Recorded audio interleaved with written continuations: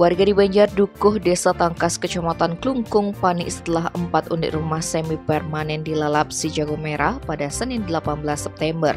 Informasi yang dihimpun di lapangan menyebutkan 4 unit rumah semi permanen berukuran 6x5 yang terbakar dihuni 4 kakak, di mana rumah tersebut berdiri di atas lahan milik Ikotot Wiji 70 tahun warga Banjar Tusan, Desa Tangkas yang dikontrak warga pendatang.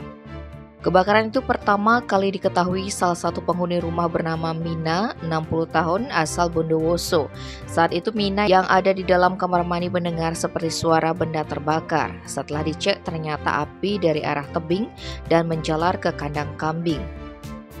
Atas peristiwa tersebut, saksi bersama anaknya Imron berusaha memadamkan api dengan air keran yang ada di rumah mereka sembari meminta tolong kepada tetangga sekitar. Namun karena posisi rumah yang ada di atas tebing dengan hembusan angin yang cukup kencang serta kondisi lingkungan kering akibat cuaca panas, maka api dengan cepat membesar dan melalap rumah di sebelahnya. Sementara itu, salah seorang korban, Muhwasis 40 tahun, sebelum kejadian sempat melihat Ibu Is, tetangganya melakukan aktivitas pembakaran sampah di belakang rumah.